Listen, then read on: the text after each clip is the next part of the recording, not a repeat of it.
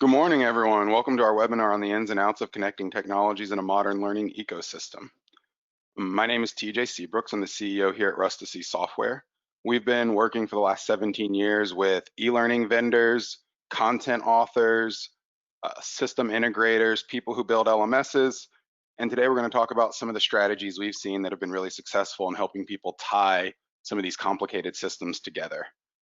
As we go through our talk today, please feel free to submit any questions. Let us know the things you're interested in so that we can make sure we get your answers, get answers to your questions. Also, of course, we'll have a recording at the end and some time for Q&A. So let's go ahead and get started. So as we talk through this today, we're going to cover a handful of things. First, we're going to talk through what the learning landscape and ecosystem really looks like. We'll talk about sort of an old traditional model, the new system, where we see the industry growing, and then we're going to talk about some ideas and strategies for organizing your e-learning ecosystem. We'll do an example walkthrough together of some ways in which we might use that strategy, and then give you some takeaways so that you know what kinds of questions to ask your vendors, your internal stakeholders, and yourself as you try to use these technologies and strategies to build an e-learning ecosystem or make yours a little more easier to control and understand. So first, let's talk through what the learning landscape looks like. In the traditional world, as we look back 10, 15, 20 years, we all have this really intuitive model around the e-learning ecosystem. We have content, a system, someone's going to build a report at the end, and it's all very streamlined and straightforward. Unfortunately, as we all know, given our experience in the industry, that's not what reality really looks like. Our reality usually looks like 10, 20 different tools for authoring, reporting, accessing that training, and it's scattered across our organization. Not only is it scattered across our organization, it seems to be continuing to grow. What we've seen is that the e-learning and corporate training market has become a $370 billion industry, 12% of that budget going just towards the tools and platforms we all use, with the average number of systems being used by an organization at 23. 23 is an untenable number of systems for you and your team to try to tie together and make sense of without a plan. And when we go further and we start trying to count these things, we went out and we checked a handful of different data sources, and coming up with these numbers was hard. The numbers are unreliable, and we took the most conservative numbers we could find. And this still paints a picture of an e-learning ecosystem and a set of choices that are too big to bite off in one big chunk. And it's not going to get easier. And I can only imagine how difficult it will be for your organization to find all the tools, identify the right tool, and make sense of them if just getting an accurate count of those tools is this difficult. So how are we going to make order from the chaos? What strategies do we have? So first, we like to take someone and have them think about the different things that make up their e-learning ecosystem and sort of have them put all of this in the model we had before. Our old model, we talked about content, the LMS, and the output. And today, the reality is that we have tons of different content types, activities that aren't traditional content. We have applications in our e-learning enterprise, in our e-learning department, in our enterprise that encompass LCMSs, LRSs, HR systems, CRMs. We might want to get the idea of training out to folks in Slack and other internal communication tools. And we have more output opportunities than we ever did before. We have people who will insist on using CSVs because that's the world we live in, but we also have XAPI, we have BI tools, you'll store it in an LRS. You might just be using the APIs of some external data lake to push data in, or maybe just the database. Either way, when we start looking at how many there are in each of these categories and the different types, it quickly becomes large. And that's before we even start looking at some of those moments that make procurement difficult around the source of these things. What does our internal L&D team do that's different from the learner generated training and content? What standards is it available in? We've got a lot of pieces to organize. So what are we going to do? We want to get you from this moment. This probably reminds you of your e-learning ecosystem. You've got content from those places, they're going into different systems. We're generating 2 or 3 different reports from different reporting tools without a lot of cohesion.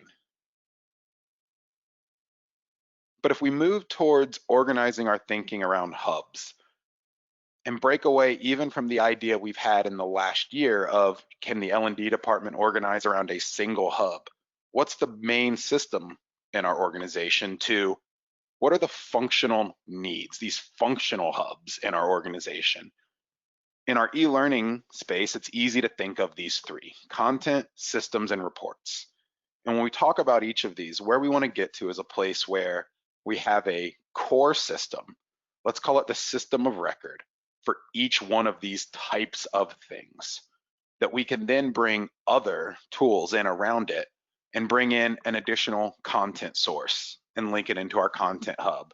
When we bring a new reporting tool into our organization, can we make use of that by tying it into a reporting hub rather than trying to tie it into all of the systems in our organization?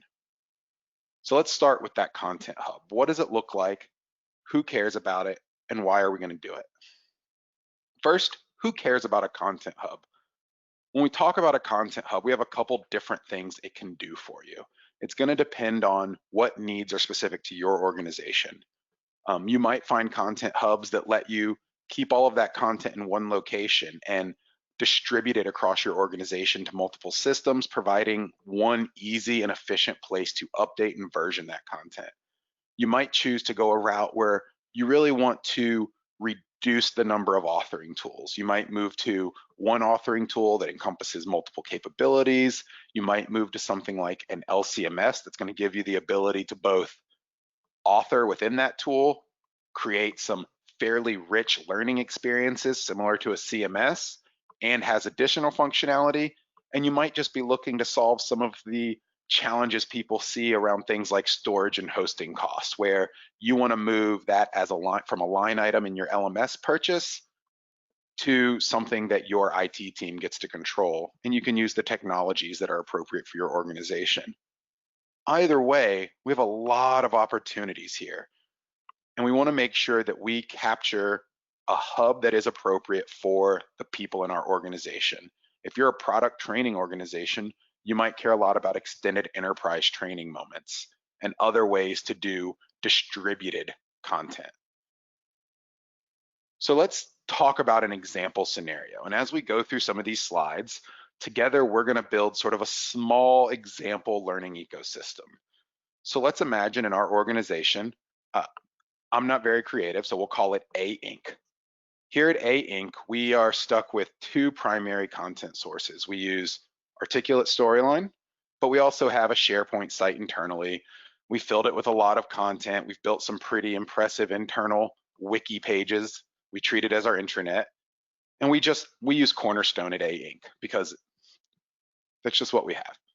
So as we work through this, we start thinking about, how do we create our content hub? What are our choices? What kinds of technologies might we use?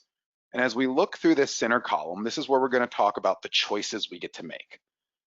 Here we're going to think about something like an LCMS, like a product from Domino, or a content distribution solution like Content Controller, or one of the other products like Training Vault on the market. And now when we look at those 2 options for storing, configuring, and sorting our content, we really have a number of decisions we're making around what matters to us. So let's talk about the LCMS option. The LCMS option is going to give us the ability to replace both tools with one tool, which is great. We're going to have a single place where we tell everyone in our organization, this is where we author content, this is where we do versioning, updating, revision control. It's a powerful tool, but it does have some downsides when we go the LCMS route. Many of those LCMSs might not allow you to bring in outside content. They might not support as many content types. And as soon as we get to that important use case that needs that other authoring tool, now we're back to a place where our choices are not getting our work done as well, or reintroducing multiple tools. Our other option is a more advanced use case around content distribution. In this case, we'll talk about the Content Controller product. And this is a product that we might use to support multiple authoring tools, multiple content sources, and it's a tool that really lets your organization make decisions about what you care about in every single authoring tool or content source you use. So we're able to bring in all of the content sources, put them in one system, and we only need to connect this content distribution solution to our LMS. Now, obviously, the downside with a tool like a content distribution solution is most of them don't offer support for an internal authoring tool. So you've gained some additional power here. You now have the ability to do things like bring in content from all different learning standards, different sources, make it available to multiple systems, but we've given up a piece of functionality. So what would this look like if we deployed this inside our organization? In this example, it's still really simple. We've taken that content, we're loading it into the content controller application, and we're going to use that as the primary way we connect to Cornerstone. And things we want to keep in mind as we go through this process, especially in our Content Hub moment, is we don't actually have to have support for every standard in that list we looked at earlier across every one of our tools. Once we start going with the hub model, all of a sudden, the thing we're asking for each technology we purchase, each tool we purchase, is that it connects to our hub. And as long as we know our hub can connect to the other tools in our system, we've minimized the number of things we need to worry about at the moment of procurement. The other thing I want to talk a little bit about is who's the user of the hub. In this situation, we chose the content distribution solution instead of the LCMS.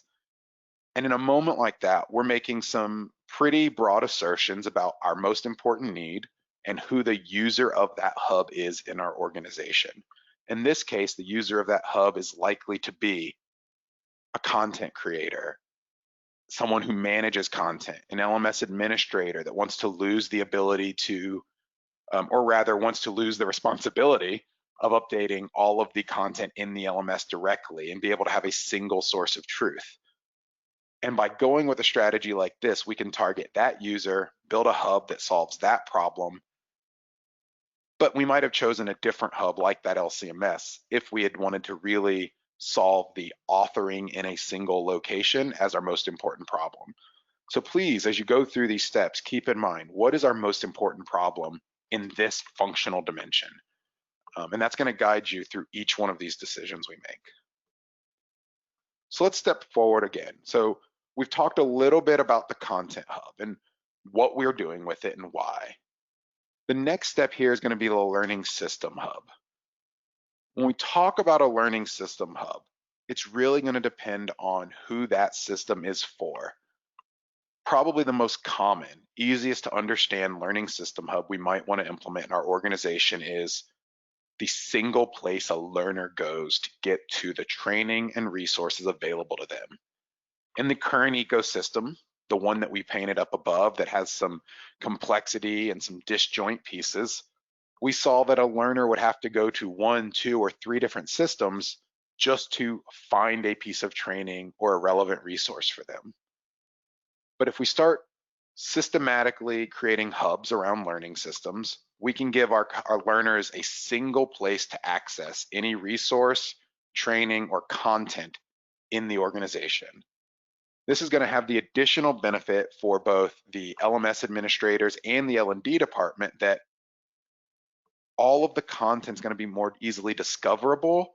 We're going to have increased adoption and engagement. And as we all know, increased adoption and engagement will lead us to better outcomes and is ultimately what the L&D department wants. We want these to be training resources that our learners can find, make use of, and provide value to them. And to do that, we have to make sure they can get to it. So let's continue our sort of example learning ecosystem. As we talked about before, our organization, A Inc., uses Cornerstone as our primary learning system. But wouldn't you know, like so many other organizations, we recently had an acquisition and we picked up B Inc. We're going to be renaming ourselves to AB Inc.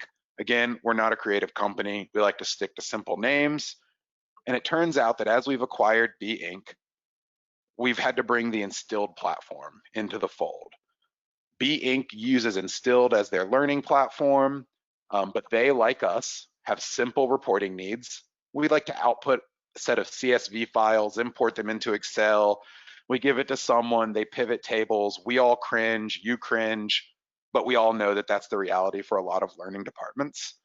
And we start thinking about, okay, I'm back to that place where I have two learning systems for my learners to go find content now that we're AB Inc.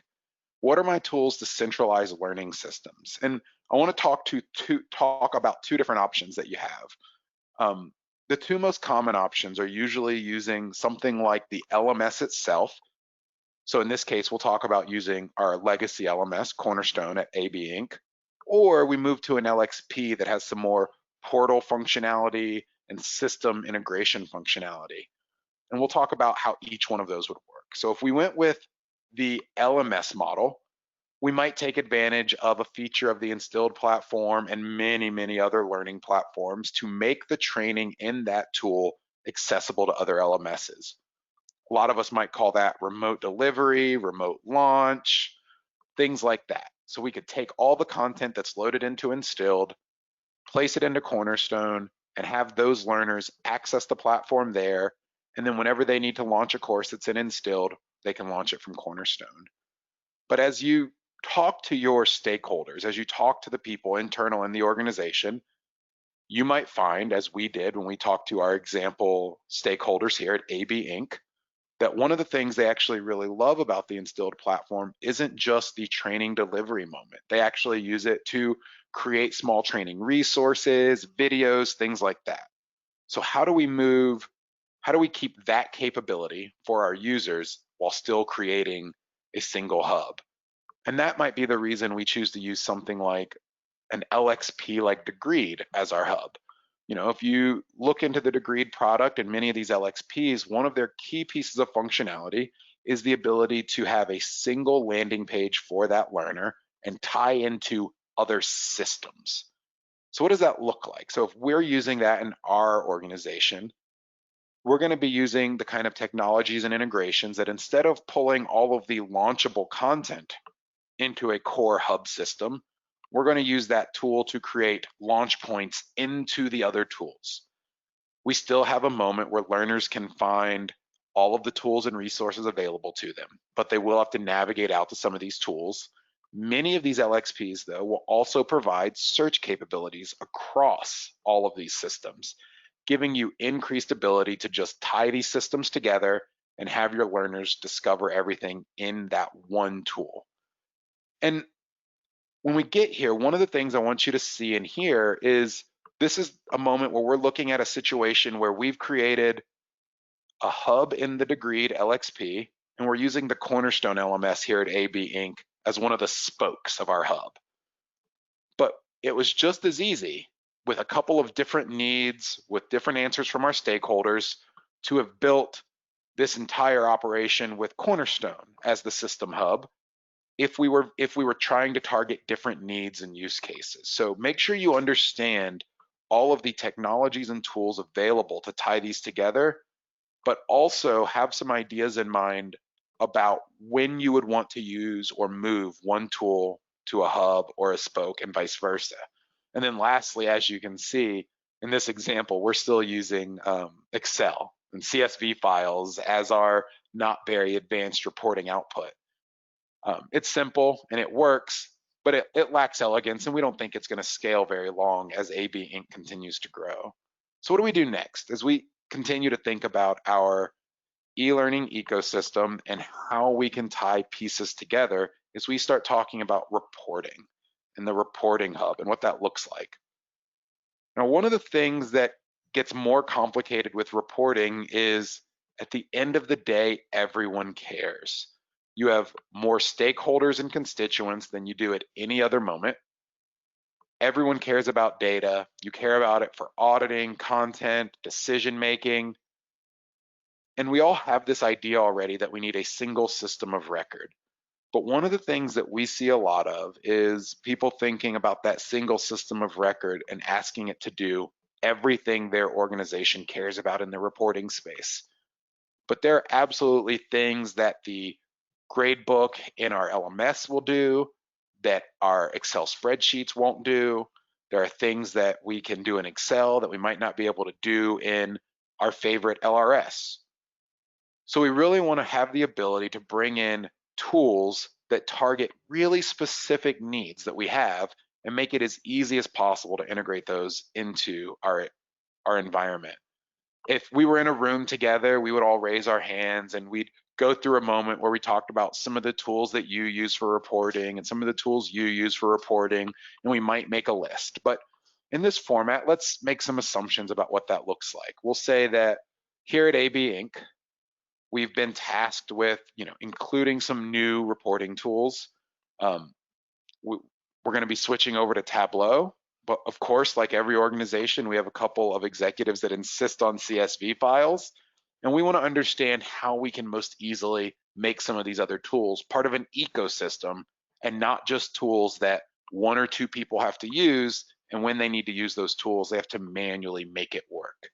And once we get done with this, our goal should be that we're able to look at outcome data from different parts of the organization, look at metrics, look at training and learning data, and actually make some more advanced decisions, correlations, and discover some new insights that we couldn't have when all our data was spread widely across the organization. So ignore the explosion of logos. We're going to imagine for a second that here at our organization, as we've already discussed, we're now using Degreed, Cornerstone, and Instilled, all tied together in our hub model. Our organization primarily has been Excel powered in our reporting in the future, but we think we need to move to Tableau. And we're looking for tools here in the middle to help us bridge the gap and become the hub. What's interesting in the reporting space is most reporting tools can serve as the hub in any e-learning ecosystem depending on your needs. When you're looking at tools like Tableau, these are tools that are able to ingest data in many formats. There are plugins and tools to output data in many formats. Certainly, most reporting tools will accept Excel, spreadsheets, and CSVs as a data format. So we could make an Excel spreadsheet the official reporting hub for our entire organization. That's what we do. Instead of data lakes, we're going to dump everything into Excel spreadsheets, and then we're going to import those Excel spreadsheets into other places. And then in more modern e-learning ecosystems today, we might be looking at something like the Yet LRS or the Watershed LRS, things like that. These are common LRS tools with capabilities. They can bring data in, they can generate reports, but many of them also have the ability to pass data out. And we start trying to think through the pros and cons of different solutions. And at AB Inc., we have a whole committee trying to decide this, and they're really struggling over choosing between the Watershed LRS and the Yet LRS because each one has a couple of features that they care a lot about. And we're looking for the path forward. And we want people to understand they don't have to pick necessarily. Once we've adopted a hub model, and in this example, we've taken the Watershed platform as a data hub. We're feeding data from our Degreed platform, our Instilled and our Cornerstone platforms. But you know what? We decided that some of those pieces of functionality from other LRSs were still really valuable. So we're actually keeping the Yet LRS and the Watershed LRS and forwarding data on. We're able to export data in different formats. We can link it with Tableau. And whenever we need a new data format, a new data tool to do reporting, we can simply take that data out of our single data source and push it out into the world at the place where it's needed. And we didn't have to look for one tool to do everything. And we were happy to have the integration moments for some of this data come from spokes also. So one of the things you're seeing at the top here is while we created that system hub for learner access to our learning systems, we had a really specific problem we were solving. We wanted to solve learner access and discoverability. This means that as we integrate with our data hub, each one of these leafs, each one of these nodes, each one of these spokes needs to be able to connect to that data hub, and we can actually have the responsibility for the integrating technology or tool be either a part of the system, the spoke, or a part of our reporting hub. In these situations, tools like Watershed LRS, Yet LRS, Tableau are able to integrate with many systems and pull in data in many formats, and they own the responsibility often of making that connection and integration. And that lets us, again, move around that requirement. So now when we're doing procurement in this model, we don't necessarily have to ask, does the Cornerstone tool connect to our reporting hub? Rather, we can say, does Cornerstone provide something that helps us connect to our reporting hub, or does our reporting hub provide something that lets us pull data from Cornerstone?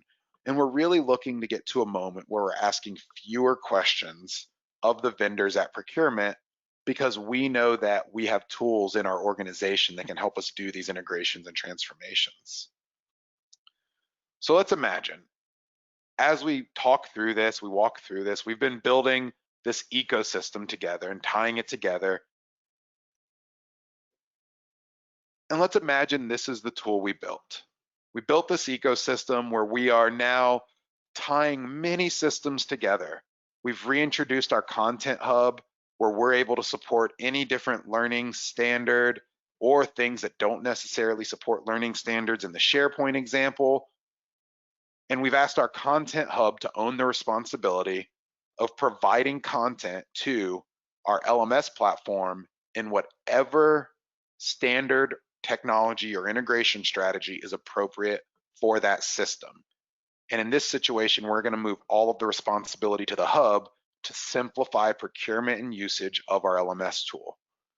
Similarly, we have the data outputs across our organization that are all going to our reporting hub, and we have a single place for all of our learners to enter into the system, find the learning and training materials they need, and connect to them. And as we look through here, we might start asking, tell me about the technologies, tell me about the standards that are being used here.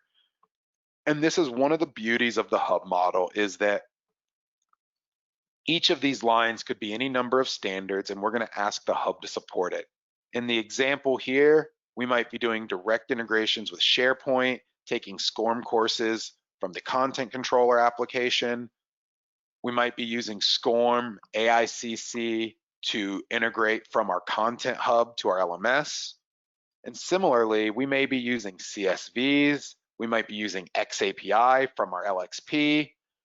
All of those data sources can be fed into one reporting hub, and we're going to ask the reporting hub to own the responsibility of making sense of that data, pulling it together into a shared format, and having it make sense.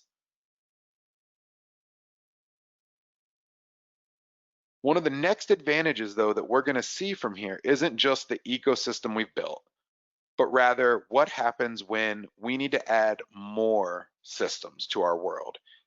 As we've worked through this as AB Inc., one of the things that's important is we know that our L&D department doesn't get to exist in a vacuum. Unfortunately, there are any number of large, complicated systems across an enterprise that may want to integrate with the L&D department. Let's just imagine that we have an HR talent performance system called Workday in our organization, and we're also have some talent and performance training that our HR department wants to start training that we're going to be using from the LinkedIn library. And because we've used this hub model, it's really easy to see where these tools fit in, and we know what questions to ask of them. When we're looking at how do we integrate our Workday talent management platform into the system, we're making asks of 3 systems here. Because we know that our learner portal, our learner hub, doesn't handle the data responsibility of getting data from the systems, we're going to have our Workday system talk to our Watershed reporting hub, and we're going to be doing that in whatever format works best. In this situation, we'll assume that the Workday system creates XAPI data and we're able to send that in. Similarly, now that we do have some talent training available, we want to keep that as part of our content hub. We want to have all of the same advantages we had before. We want to be able to version things in one place. We want to be able to control it. We want to be able to have all of that ease of use, single source advantages, even though this content won't end up living inside our primary LMS. Rather, this content will end up living primarily in the Workday talent management tool. We still want to have all of our training come from our content hub. That way, as we work through these moments in the future, we're able to more easily switch out different pieces of our ecosystem and make them interchangeable. As we start looking at this, we can talk about how we would switch out an LMS, a video authoring platform, a reporting tool, and it's really easy and straightforward to know exactly what asks we're going to make of a new tool and a new hub. So what's next? This is a rough idea of things you might do and the way you might organize your thinking to design your learning ecosystem. Instead of the old model where we have content, systems, and reports, we start thinking about a hub model. When we start thinking about the hub model, and I'm not the first one to talk about using a hub model for designing systems, we can break away from the single hub and instead get to functional hubs. So when we're trying to build those functional hubs, when we're trying to procure them, we need to make sure we understand who we're building the hub for. The system hub is the easiest example of a hub built for learners, where if we were building a hub that was solving a problem for administrators or for someone else, we might have ended up with a very different system. So we want to make sure we understand both who's impacted by the decision, but also who's going to be the owner of that system in your organization. Oftentimes we talk to content creation organizations where it's really clear that there's a distinction between who owns the content hub function in the organization and how that's different from the reporting hub, as those are often owned and used by very different users in different parts of the business. We also want to make sure that we understand all the other systems that exist. Now, we took the easy route today in our little example as we talked to some real life tools and real life ways that they can be used to integrate together. And we didn't have to address a lot of existing systems. We did talk about bringing in that HR platform at the end there, but I think we all know there are so many more systems in your organization, from ERPs, CRMs, HR performance systems, employee review platforms, and many of those are going to have to be tied into this ecosystem as you design it, and those are going to be places where you're limited by what the rest of your system can do. So one of the advantage we've talked about of the hub model throughout this talk was the ability to go buy, procure systems that are using technologies for integration that are supported by your hub without having to have them support everything. And when we're looking at existing systems, that becomes more complicated, obviously, and that might impact our decision-making around what hub we create, what hub we purchase. We need to understand what existing systems we have, what integration technologies are available there, because often those can't change. And we need to be able to make sure those actually connect to our hub. One of the most common things we see is the moment where people tell us, well, actually, we're moving to this new system, so we don't need to solve this integration problem. We're decommissioning these products. They're going to go away. And everyone thinks they're going to go away, and we all have the best intentions, but in the long run, I think the number of systems that we've all worked with that are still around 2, 3, and 10 years after their decommission date is much greater than we'd like to admit, and certainly large enough that we should have planned to keep those integrated into our ecosystem and not just let them atrophy out on their own.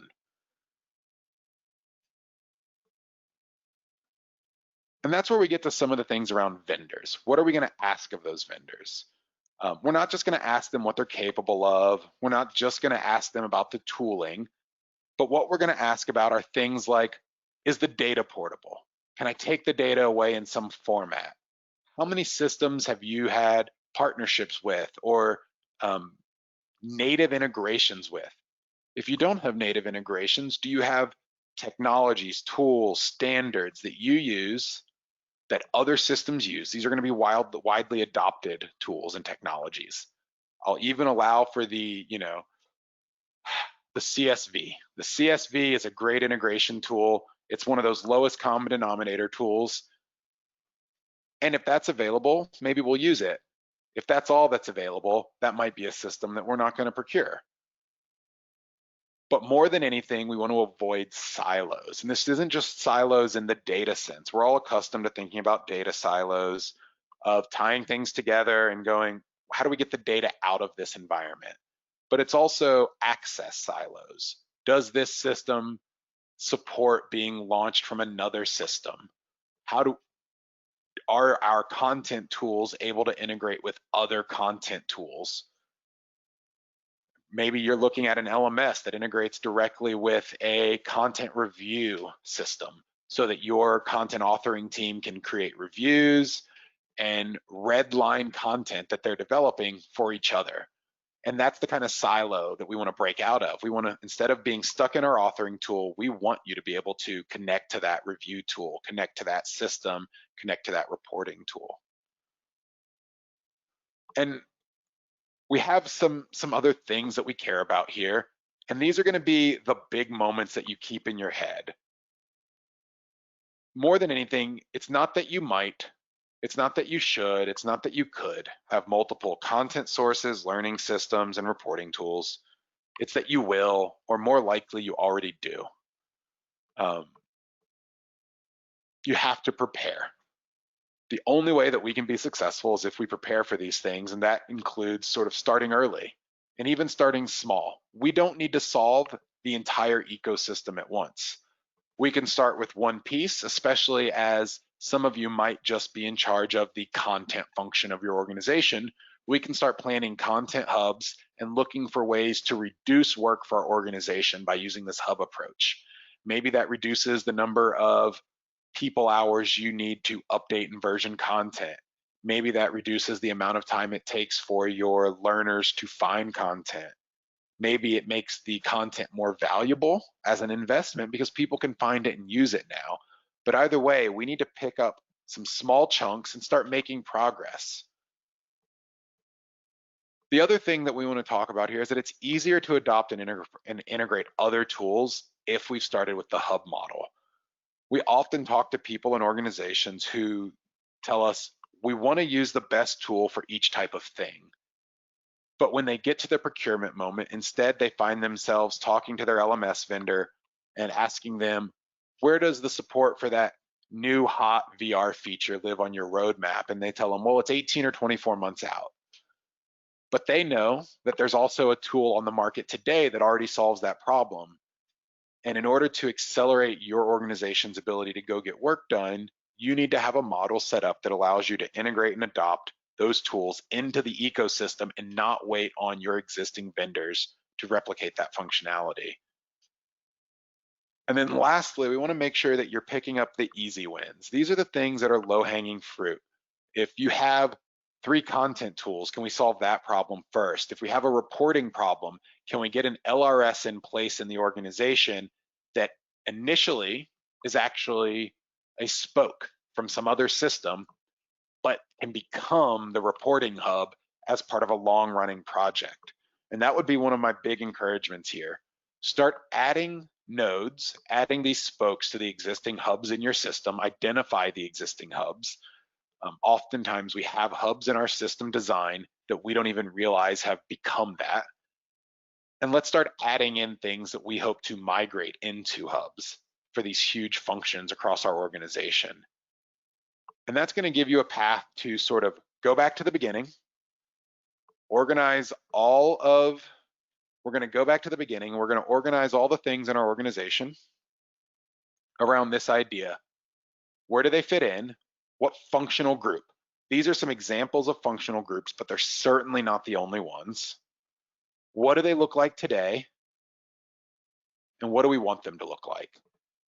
And with that model, we're going to be able to start planning steps that get us there over time. We don't need to make big jumps. We don't need to do it all at once. So with that, I would love to have some questions. If anyone has any questions about technologies and tools and what people are using, as always, you can ask us anything. Do we have any questions from the audience? Yeah, sorry about that.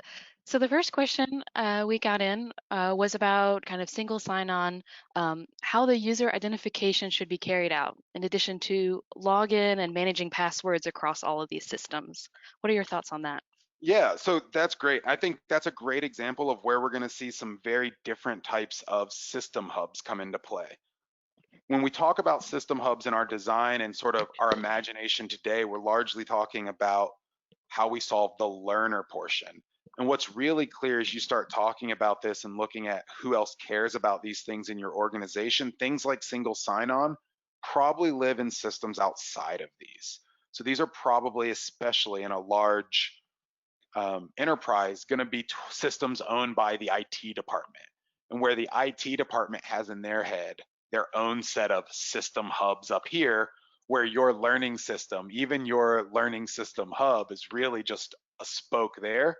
In most situations, that's where single sign-on is happening, and then it's being spread across all of these other systems. Though certainly many of these LMSs will also support providing single sign-on functionality across the organization. What other questions do we have, Tara? Yeah, so this one is from an audience member who's talking about kind of the student audience. They've got a lot of students in their learner database. So they're asking about authentication through IMS and LTI. Sometimes they use a one-time generated SMS password, but kind of let's talk us through kind of other capabilities to connect these together with technology.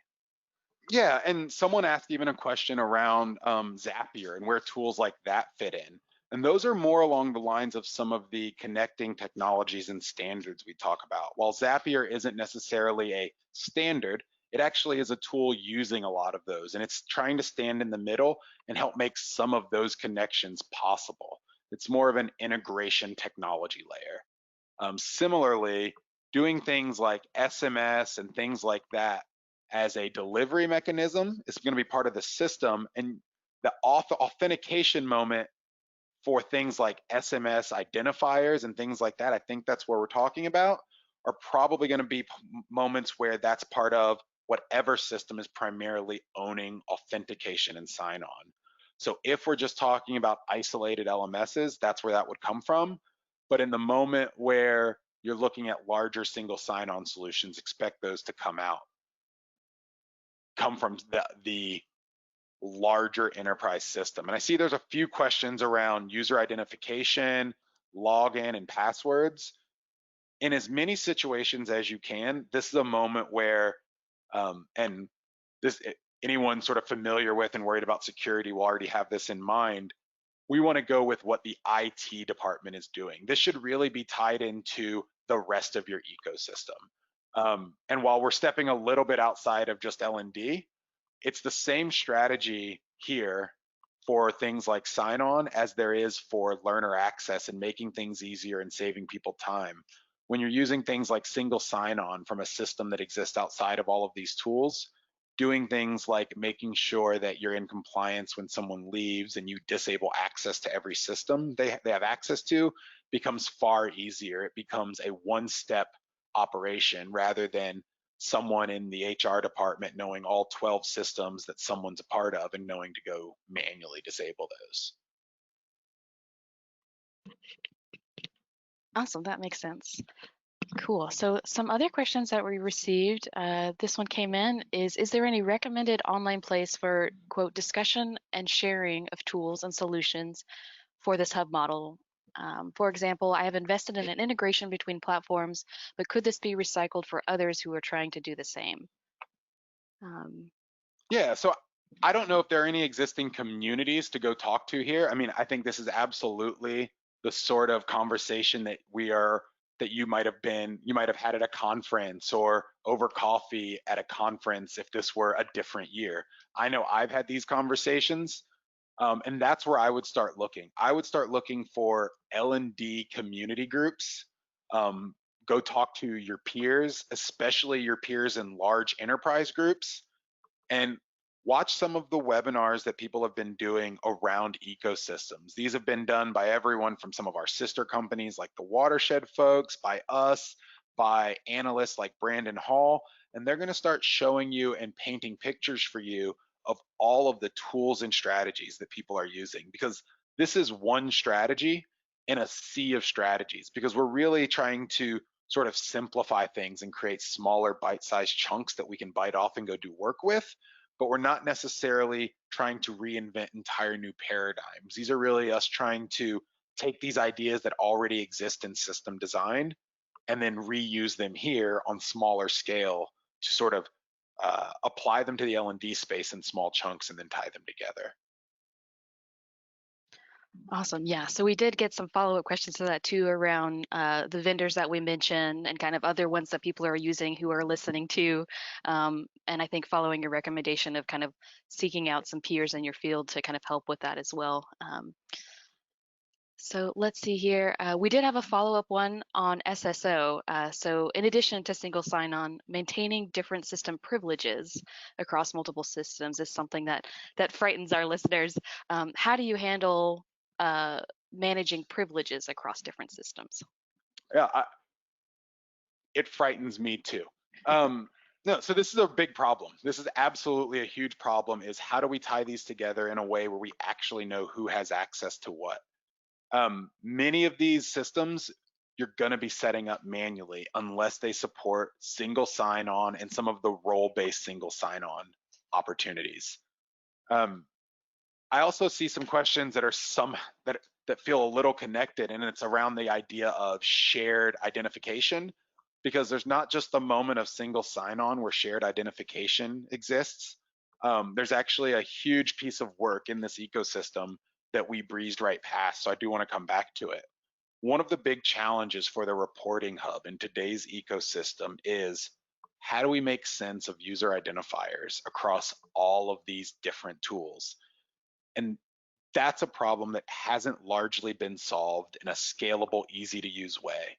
I know that when you look at some of these tools, especially the LRS tools, they're going to be supporting moments where you're able to go in and bring in some user identifiers like a learner ID from an LMS and an email address and this account name from another system, and basically configure these users as being the same user so that we can create those combined reports. But in reality, there's this hole right now in the ecosystem, which is this combined data reporting persona management piece that can tell us that T. Seabrooks at Gmail in Cornerstone is the same person as TJ.Seabrooks in the Instilled platform, and my learner ID inside the Workday platform is actually 123. And we need to map those together into a single persona to have reports that are, frankly, as beneficial as they can be. And that's a real hole right now in ecosystem building. So I don't want to leave that out. There are ways around it. Many of them are manual. They don't feel good to use. And when you're using them, you're always left feeling like, wow, there must be an easier way. And hopefully there is an easier way. That's the sort of thing that when we look at this ecosystem and some of these hubs and the connections, organizations like ADL, which many of us are familiar with, that do research into things like SCORM, AICC, XAPI, CMI5, they have as big a problem in the learning ecosystem as anyone within the DoD, and they're constantly doing research and trying to identify tools and really hubs that they can be building inside the DoD to solve some of those pieces. And those go past sort of the content distribution moment we talked about, to course catalogs, to combined personas so that we have a single user record somewhere across many systems. And I would encourage anyone that wants to look at what are some of those really far-reaching things that we might be adding to this ecosystem over the next 10 years that aren't ready yet, to go check out the ADL page and look at the TLA work they've been doing. That work is largely geared towards identifying more of these hubs that need to exist and how we can start tying those together in the future. Awesome. Well, I've got some great kind of wrapping up questions too. So these last two can kind of be combined here.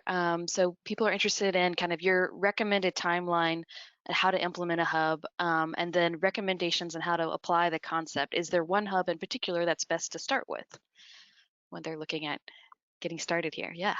I think for most people, you're going to want to start with either the content or reporting hub. Both of these hubs, especially the reporting hub, can feel like low stakes when you start, because you're able to start the reporting hub. You're able to start that concept by just getting an LRS, whether it's a free LRS, commercial LRS, and you can start pulling data in one at a time as you're able, connecting data sources. And at the end of a 3 or a 6 month skunk work project, you might be at a place where you're able to go to your boss and say, actually, it was pretty easy. I used these tools, and now all the data from these 12 learning systems exists here. Wouldn't it be easier if we treated this as the single source of truth and started tying these things together? And there were no stakes while you were doing that. I tend to want to stay away from the system hub as the first place I would start, because that always feels high stakes. It has user experience connected to it. And the second one that I would work on would be the content hub, because while it has user experience connected to it, these are going to be administrative users, and you're going to go tell them you're saving them time.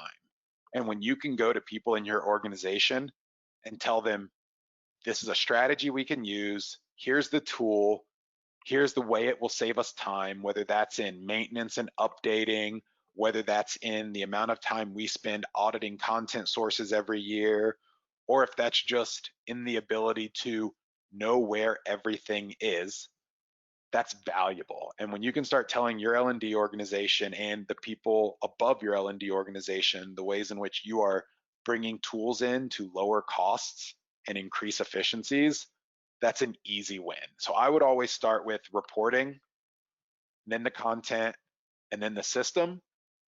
But reporting and content can be really close in which one you're going to start with, and that's really going to be based on how much work and what's the overhead is for your content right now.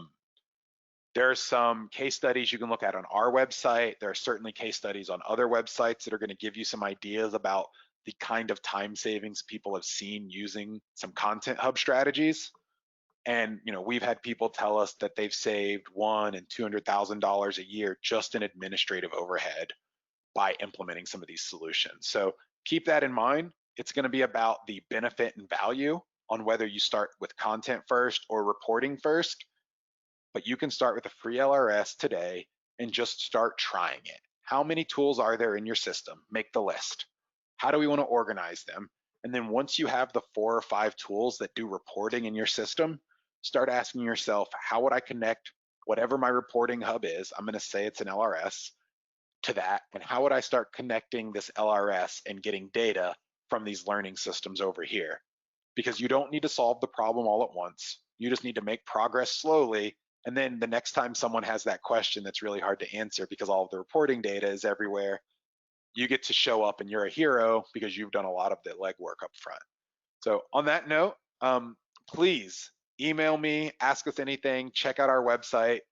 We're happy to talk through some of the hubs that we've seen, some of our products, some of the other products in the industry that we've seen people use here to be successful.